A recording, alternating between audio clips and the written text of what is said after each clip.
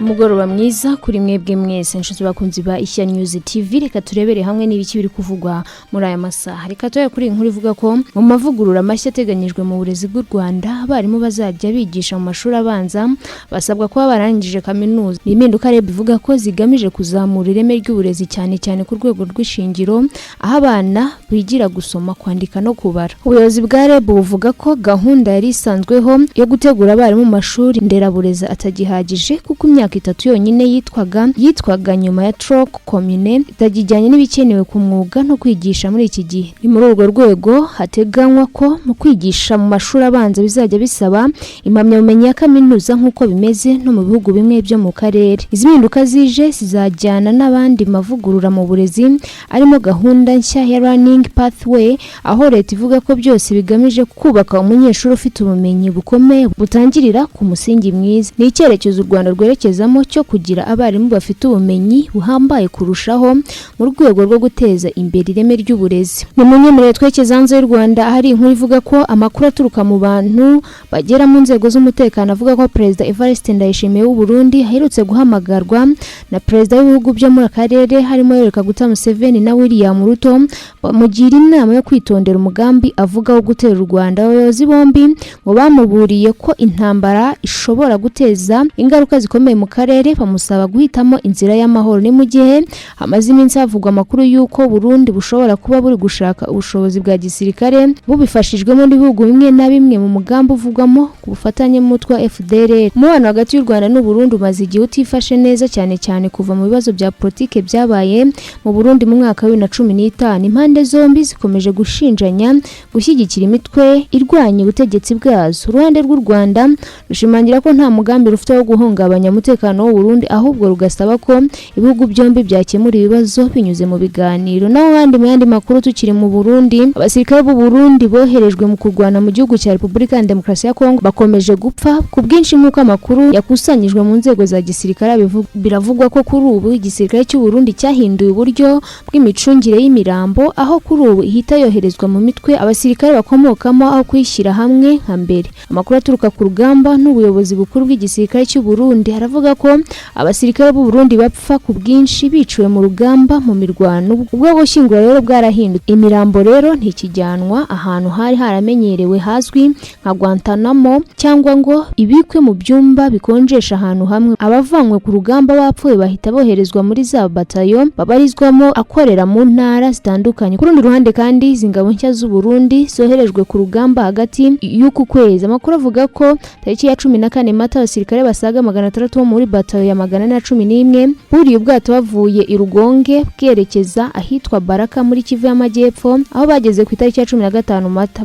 Bakihagera bahise bashyirwa muri gahunda boherezwa mu bice bitandukanye biberamo imirwano ngo bafashe bagenzi babo barwana na AFC 23. Amakuru ava mu gisirikare avuga ko igisirikare cy'u Burundi gitakaza cyane abasirikare n'ibikoresho muri iyi mirwano, nk'uko mirwano yo ku itariki ya 19 Mata mu duce twa Mikenke, Gicumbi, Abara na Point Zero abasirikare basaga 100 b'u Burundi barakomerekejwe bikabije, abandi 12 bahasiga ubuzima. Abatanze aya makuru nk'uko tubikesha RPA bavuga ko ibintu nk'ibyo byakunze kuba muri aya mezi 2 ashize. Imirambo y'abasirikare bapfuye rimwe na rimwe isigara muri Repubulika ya Demokarasi ya Kongo cyangwa igacyurwa mu Burundi. Bitandukanye n'uko byagendaga mbere, ntabwo ikijyanwa mu buruhukiro bwa Camp DCA mbere gushyingurwa mu irimbi riri ahiswe Guantanamo nka mbere, ahubwo yoherezwa muri batayo ibabarizwagamo. Nubwo ngo hari igitutu cy'ubuyobozi bukuru bw'ingabo, abasirikare bamwe mu Burundi boherejwe muri Repubulika ya Demokarasi ya Kongo ntibishimiye intambara barimo, bemeza ko batumva icyo barwanira kandi bagasaba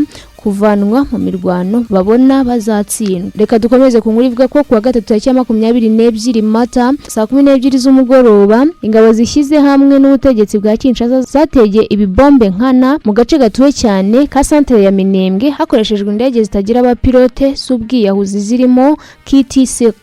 Itangazo ryashyizwe ahagaragara na AFC 23 rivuga ko ibyo bitero by'ubugome byabibye iterabwoba kandi bisenya imitungo y'inzira karengane. Reka dukomeze ku nkuru ivuga ko leta ya Cross River yo mu gihugu cya Nigeria yatangaje ko yashyize mu kato abantu 10 bagaragayeho ibimenyetso bya COVID-19 nyuma y'uko ku itariki ya 21 Mata 2026 bahuye n'umushinwa wanduye iki cyorezo. Umukozi ushinzwe kurwanya ibyorezo muri Cross River Dr. Inyanga yahamije ko abagaragayeho ibimenyetso babonye binyuze mu gukurikirana mu gace ka Akamakipa aho bahuriye n'uwo mushinwa. Abantu 10 nibo bagaragaje ibimenyetso bya COVID-19. Komiseri ushinzwe ubuzima Dr. Henry Angebe Ayuko yavuze ko leta yashyizeho ingamba zishoboka zose kugira ngo bahagarike ikwirakwira ry'iyi virusi. Ishami ry'umuryango w'abibumbye gita ku buzima OMS rivuga ko iki cyorezo cyahitanye abasaga miliyoni 7 ku isi hose kuva yagaragara mu mwaka wa 2019. Abapfuye bayizize biganjemo abo muri Leta Zunze Ubumwe za Amerika, Brazil ndetse n'Ubuhinde. Reka dukomeze ku nkuru ivuga ko igihugu cya Togo cyahawe inshingano na Afurika Yunze Ubumwe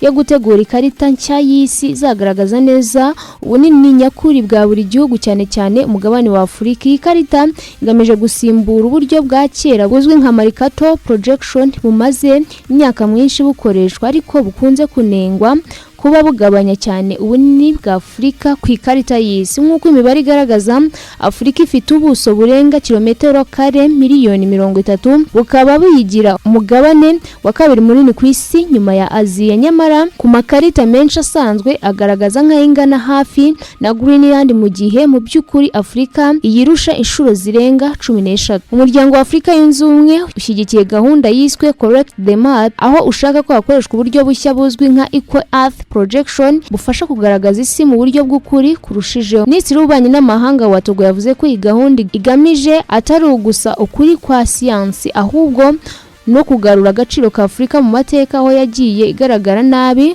mu buryo bw'amakarita yakoreshejwe mu bihe byahise. Biteganyijwe ko uyu mushinga uzashyikirizwa inteko rusange ya Loni muri 2026 aho ibihugu bizawutoreraho. Umwe mu ntumwa zidasanzwe za Leta Zunze Ubumwe za Amerika wohejwe na Donald Trump yasabye ishyirahamwe mpuzamahanga y'umupira w'amaguru FIFA ko ikipe y'igihugu y'Ubutaliyani yasimbura iya Iran mu mikino y'igikombe cy'isi ya 2026 nk'uko byatangajwe n'ikinyamakuru Financial Times ndetse bikemezwa n'amakuru yatangajwe na Reuters. Intumwa ya Amerika Paolo Zambori yavuze ko yagejeje iki gitekerezo kuri Trump ndetse no kuri perezida wa FIFA Gianni Infantino. Zambori yavuze ko yifuza kubona ikipe ya Italy izwi nk'izina rya Azuri igaragara muri irushanwa rizabera muri Amerika kuko afite amateka akomeye mu gukina mu mupira w'amaguru aho yegukanye igikombe cy'isi inshuro enye. Ibi bije mu gihe Italy itashoboye kubona itike y'igikombe cy'isi nyuma yo gutsindwa na Bosnia na Herzegovina kuri penalty 4-1 mu mukino wa kamaramaka wo gushaka itike. Kadukomeze ku nkuru ivuga ko perezida wa Leta Zunze Ubumwe za Amerika Donald Trump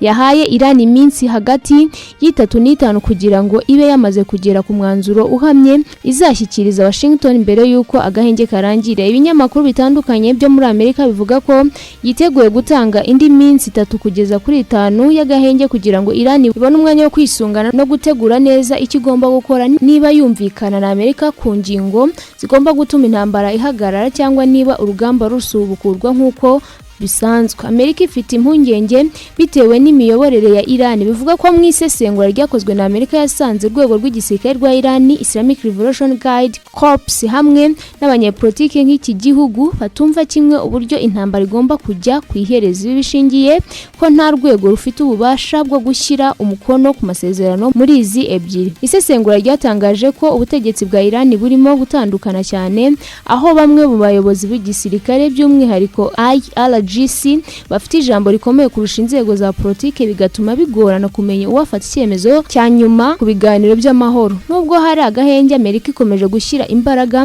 mu gufunga ibyambu byose bya Iran. Ni ibintu Iran idakozwa ikavuga ko nibikomeza gutyo itazajya mu biganiro kandi yashyizwe ku munigo. Reka dusoze ku nkuru ivuga yuko umuvugizi w'ibiro by'Uburusiya Dmitry Peskov yatangaje ko perezida w'Uburusiya yiteguye guhura na mugenzi we Ukraine Volodymyr Zelensky n'amagambo yatangaje ku itariki ya 22 Mata 2023. Mu gihe yavugaga ibyo i Kiev Zelensky yasabye ko ibiganiro by'amahoro by'impande eshatu no kuvuga Ukraine, Uburusiya na Leta Zunze Ubumwe za Amerika byasubukurwa. N'ibiganiro byo guhagarika intambara muri Ukraine byari byaratangiye ariko bikadindizwa ahanini bitewe n'uko Amerika iri gushyira imbaraga mu ntambara iri kwihuza na Iran. Peskov yavuze ko Putin yakwemera guhura na mugenzi we Zelensky ariko hari ibisabwa. Yavuze ko ikigenza ari uko habaho hari impamvu yo guhura kandi ibiganiro byabo bikaba bifite icyo bigamije ku buryo byatanga umusaruro, kuko ngo bigomba kuba bigamije kurangiza amasezerano. Kremlin ivuga ko inama ya Putin na Zelensky yabereye i Moscow igashyira iherezo ku biganiro meze igihe. Zelensky yagiye ashimangira inshuro nyinshi ko atemera ko ibiganiro by'amahoro byaba i Moscow. Kuva ku itariki ya 22 Mata yavuze ko yiteguye uburyo bwose bw'ibiganiro kandi ko bahurira mu gihugu icyo ari cyo cyose usibye mu Burusiya no muri Belarus. Bivuga kandi ko Putin we yanze ko we na Zelensky bazahurira mu kindi gihugu. Trump yigeze kuvuga ko Putin yanga guhura na Zelensky kuko atamukunda. Putin na Zelensky baheruka guhura imbona nkubone mu mwaka wa 2019. Nshuti bakunzi ba Ishya News TV, nanka dusoreje amakuru twabateguriye. Nta makuru tubashimira kuba mukurikira umunsi ku wundi. Muze kugira ijoro ryiza.